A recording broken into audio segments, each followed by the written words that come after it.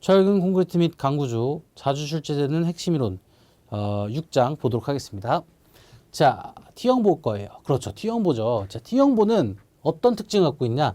무조건 한 문제는 출제가 된다라고 보시면 돼요. 그냥 딱 한 문제. 두 문제 안 나와요. 한 문제 나와요.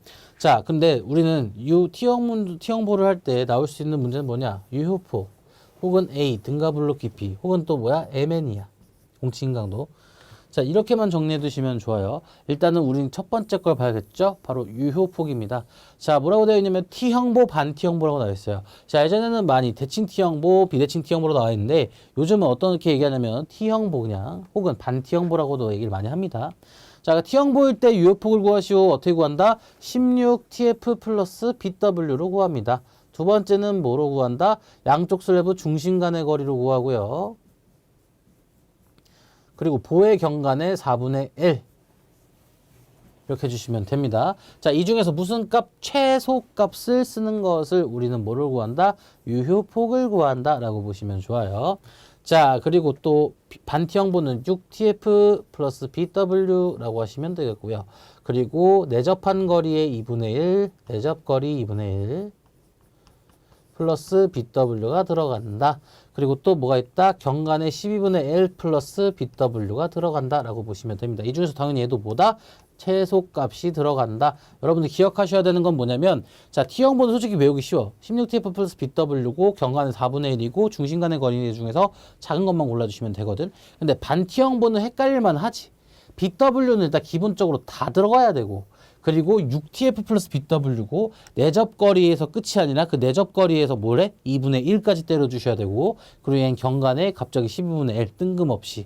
그래서 여러분들 반T형보의 유효폭을 구하시오 혹은 T형보의 유효폭을 구하시오. 둘 다 연습 많이 해보셔야 됩니다. 자, 잘 나오는 문제는 B, A, MN밖에 없어. 근데 이 세 개 중에서 이것까지 안 하시면 안 돼요. 둘 다 연습을 좀 해주셔야 됩니다. 근데 요즘 추세는 어떻게 나오냐면 B2와 A를 같이 구하거나 뭐 B를 MN과 같이 구하거나 이런 식으로 짬뽕해서 많이 나와요. 예전에 무조건 하나씩만 물어봤는데 그래서 좀 기억을 해주시고 자, T형보 해석이에요. 이제 이게 그냥 A 구하는 거라고 보시면 돼. 자, 일단은 T형보 이렇게 그림이 있을 거예요. T형보 그림이 무조건 있을 겁니다. 자, 그럼 문제 풀 때는 T형보에 대한 문제구나 하지만 맨 처음에 어떻게 접근을 해야 되냐면 얘가 T형보가 아닐 수가 있어. 직사각형 보일 거야. 그래서 여기를 대충 뭐라고 하냐면 BE 유효폭을 합니다. 그래서 우리 앞에 구했던 게 바로 이거 유효폭 구한 거예요. 자, 그래서 여기 이렇게 당연히 있을 거고 여기부터 여기까지는 유효 깊이 D라고 할 거고 여기는 BW라 할 것이며 자, 그리고 여기까지의 거리를 뭐라 하냐면 플랜지 두께 TF라고 할 겁니다. 자, 그러면 이제 좀 해석을 좀 해보겠습니다. 자, A를 구하려고 했더니 어떻게 구한다? 에타 곱하기 0.85 FCKB 2로 놓습니다. 자, B분의 AS FY로 구합니다. 이렇게 구해봤더니 뭐라는 거야? 아, 에타 곱하기 0.85 FCKB분의 AS FY로 구했는데 얘를 맨 처음에 나는 직사각형보로 해석을 했다라고 봐도 무방해요. 근데 뭐랑 크기를 따져줘? TF랑 크기를 따져주는 거예요. 근데 만약에 A를 구했는데 TF보다 작다. 즉 플랜지 두께보다 작다면 얘는 뭘로 해석을 하는 거야? 직사각형보로 해석을 하는 거야. 만약에 이렇게 해석을 하면 직사각형보로 해석을 하는 거고 그래서 문제에서 A를 구하라 했으면 바로 이 A가 그냥 답인 거예요. 아시겠죠? 근데 대부분의 문제, 즉 80% 정도의 문제는 당연히 이 A가 등가블록 깊이가 뭐보다 클 거야? 플랜지 두께보다 TF보다 클 거야. 자, A가 만약에 여기까지면 얘는 뭐야? T형보로 해석, 직사각형보로 해석을 하는 거지. 근데 만약에 A를 구했는데 당연히 여기까지 TF보다 크면은 이거는 뭐야? 어떻게든 T형보로 해석을 하는 거잖아요. 그렇죠? 그러니까 A가 TF보다 크면은 T형보로 설계한다가 맞아요. 그러면 우리는 뭘 구해야 되냐면 이 플랜지, 그렇죠? 이 날개에 대한 넓이를 구해야 되는데 이걸 환산단 면적이라 해가지고 ASF, 철근의 환산단 면적으로 계산해서 ASF로 놓는 거예요. 그래서 공식이 어떻게 되냐면 FY분의 에타 0.85 FCK B-BW 곱하기 TF로 해주시면 되겠다. 여기서 B-BW를 왜 해줘요? 라고 물어보면 난 섭섭한 게 자, B에서 BW를 빼준 거리가 뭐겠어? 당연히 날개에 대한 그치 길이가 나오게 되겠죠. 그쵸? 그걸 의미하는 거예요. 그래서 환산단 면적까지 철근의 환산단 면적까지 이 날개를 철근으로 계산할 테니 이 환산단 면적은 이렇게 구하라 이 말이에요. 그럼 이제 마지막입니다. 자, 마지막 A를 구하시오는 어떻게 구하냐면 이건 복철근보랑 비슷하게 생겼죠? 에타 곱하기 0.85 FCK BW분의 AS에서 ASF를 빼줍니다. 그리고 FY로 마무리해 주세요. 그럼 내가 해드리고 싶은 말은 뭐냐면 여러분들이 헷갈릴 만한 것이 어디냐? 검은 색깔로. 자, 첫 번째 우리가 직사각형인지 T형본인지 따져줄 때 있죠. 직사각형본인지 T형본인지 따져줄 때는 이 B2가 뭐가 들어간다고? 그치, 유효폭이 들어가는 거예요.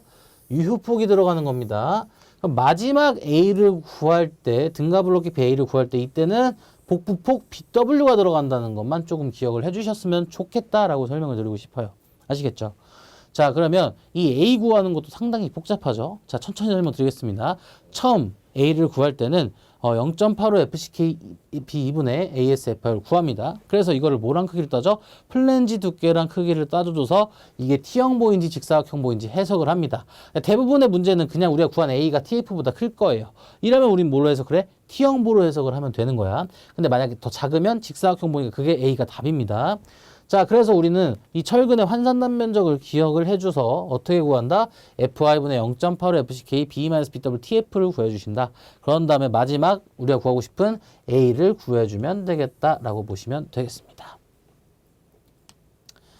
자, 이제 공칭인강도 마지막 공식이죠. 자, 근데 제가 아까 뭐라 그러냐면 A 구하는 공식이 아까 어떻게 됐어? 에타 곱하기 0.85 FCK분의 BW였죠. 자, 이렇게 해준 다음에 AS 마이너스 환산단 면적 ASF FY로 구했어요. 자, 항상 얘기하지만 이 A 구할 때의 분자의 식에다는 항상 뭐가 붙는다고? D-2분의 A가 붙는 거를 기본적으로 생각을 해주세요. 자, 그러면 여러분 여기까지는 인정하시죠? 그쵸? 자, 그러면 어떻게 구해? 환산단 면적 ASF FY에다가 얘는 D-D'이 아니라 D-2분의 TF 플랜지 두께를 고려해주자 라고 생각하시면 되겠습니다. 아시겠죠? 그래서 MN 구하는 공식은 사실상 공식도 암기도 당연히 해야 되겠지만 어떤 게 문제냐면 이 ASF를 직접 구하실 줄 아셔야 되고요. 이 A도 우리가 직접 구해줄 줄 알아야 돼요. 그러면 짜증나네. 공칭강도 물어보는 문제는 어떤 문제인 거예요? 결국에 A가 직사각형보인지 따져줘야 되고, 그쵸? 그럼 얘가 뭐랑 크기를 따져줘야 돼? TF랑 크기를 따져줘야겠지. 그럼 A랑 크기를 따져서 분명히 A가 클 거란 말이에요. 그러면 A가 크면 T형보로 해석을 할 거고, ASF를 구해준 다음 진짜 A를 구해서 여기다 넣어주고 ASF는 여기다 넣어주면 되겠다. 아주 만약에 A가 TF보다 작다면 MN을 구하시오는 직사각형 보이니까 당연히 ASFY D-2A로 구해주시면 2분의 A로 구해주시면 되겠다. 그러니까 A가 TF보다 작을 때 모멘트를 구하는 거잖아요. 공칭강도. 그러니까 공칭강도는 직사각형보로 해석을 하고 이런 식으로 설계를 해주시면 되겠네. 그쵸?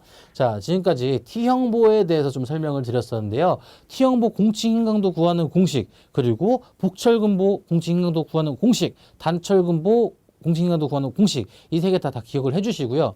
그나마 조금 쉽게 외우는 방법은 A의 분자 구할 때, A 구할 때 분자에 대한 식에다 무조건 뭘 곱해준다? D-2분의 A 곱해주고 나머지는 여러분들 따로 기억을 해주셨으면 좋겠습니다. 자, T형보 무조건 한 문제 나오니까 잘 준비해 주셨으면 좋겠습니다.